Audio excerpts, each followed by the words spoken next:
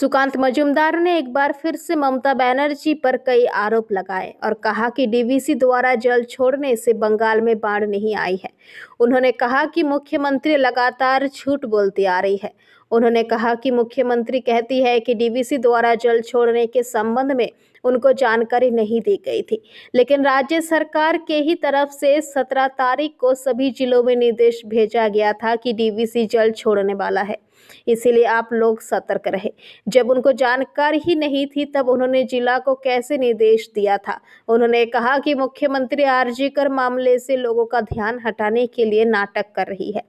हकीकत यह है कि डीवीसी द्वारा जल छोड़ने से बंगाल में बाढ़ नहीं आई है, बल्कि मुख्यमंत्री के निर्देश पर विभिन्न बांधों के द्वारा जल छोड़ने के कारण उत्तर बंगाल में बाढ़ आई है।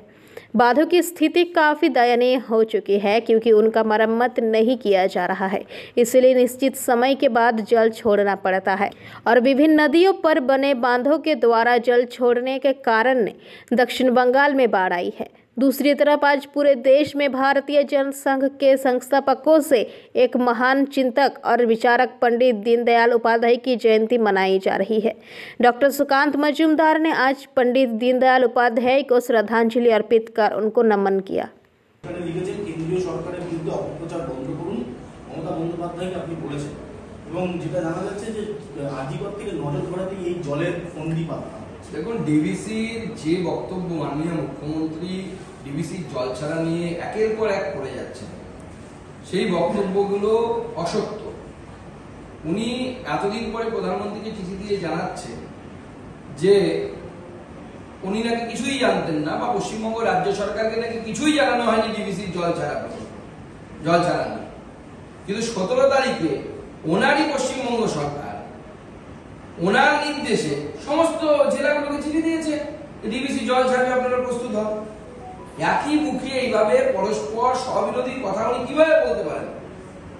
শুধু তাই নয়, আপনারা অপেক্ষা করুন, তথ্য প্রমাণ বেরোচ্ছে যে ডিভিসি যে পরিমাণ জল ছেড়েছে সেই জলের জন্য পশ্চিমবঙ্গে বন্যা হয়নি। মুখ্যমন্ত্রী মমতা বন্দ্যোপাধ্যায়ের নির্দেশে পশ্চিমবঙ্গের বাঁধগুলি থেকে জল ছাড়ার জন্য পশ্চিমবঙ্গের বিস্তীর্ণ এলাকায় বন্যা হয়েছে। বাঁধের, আমি যেটা বারবার বলছি, প্রত্যেকটি বাঁধের ক্যাপাসিটি থাকে, জল ধারণ ক্ষমতার একটা শেষ সীমা থাকে। যত সময় যায় তত সেই ক্ষমতা কমতে থাকে, কারণ ডিলিট হয়ে যাওয়া মেসেজ উদ্ধার করেছে সিবিআই।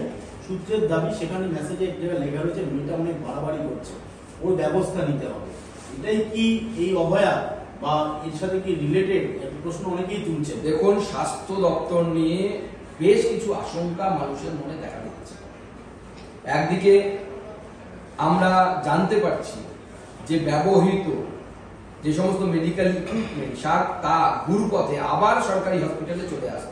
অতএব প্রচুর মানুষ, যারা গরিব মানুষ, বিশেষত যারা সরকারি হসপিটালে ভর্তি হতে বাধ্য হয়, তারা তাদের দেহে যদি কোনো মারণ রোগ ঢুকে থাকে, সেই বারবার ব্যবহার করার পরে, অর্থাৎ ইনফেক্টেড যে ভাইরাস হতে পারে, সিরিঞ্জ হতে পারে, যেগুলো মেডিকেলে ব্যবহার হয়, সেগুলো আবার ব্যবহার করার জন্য কিন্তু অনেকে অসুস্থ হতে পারে। দ্বিতীয়, অক্সিটোসিন হরমোনাল ইঞ্জেকশন নিয়ে ডাক্তারবাবুরা আগেই চিঠি লিখে জানিয়েছিলেন যে ইঞ্জেকশন দিলে পরে মায়েরা প্রসবের সময় মারা যাচ্ছে, অত্যাধিক সংখ্যায় মারা যাচ্ছে। এখন তো এই মর্টালিটি রেট গোটা দেশে কমে গেছে, গোটা বিশ্বে কমেছে, গোটা দেশে কমে যাচ্ছে। কিন্তু পশ্চিমবঙ্গে হঠাৎ করে দেখা গেল যে এই এমন অক্সিটোসিন ইঞ্জেকশন রাজ্য সরকার সাপ্লাই করছে যা দিলে পরে মরে যাচ্ছে আমাদের মায়েরা, আমাদের মেয়েরা। ডাক্তারবাবুরা চিঠি লিখে জানিয়েছে, কোনো ভূক্ষেপ নেওয়া।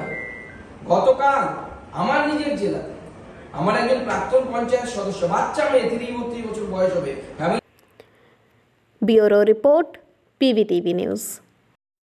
नियमित अपडेट एवं दुनिया भर की ताज़ा खबरों के लिए हमारे फेसबुक पेज को फॉलो एवं यूट्यूब चैनल को सब्सक्राइब करें। রানীগঞ্জ শহরের NSB রোডে অবস্থিত সুসজ্জিত এবং মনোরম পরিবেশে অতিথিদের পরিষেবার জন্য তৈরি অতিথি in hotel and restaurant. Hotel অতিথি ইন পরিষেবায় থাকছে অত্যাধুনিক সুবিধাযুক্ত এসি রুম। অতিথি ইনে পকেট ফ্রেন্ডলিতে আপনি পাবেন single and double bedroom. Festival সিজনে থাকছে স্পেশাল ডিসকাউন্ট। তাই উৎসবে অনুষ্ঠানের যে কোনো দিন পাশেই পাবেন হোটেল অতিথি in, metro plaza, NSB road, Raniganj, Muthoot finance building. যোগাযোগ করুন এই নাম্বারে 7872933666 এবং 9434133666।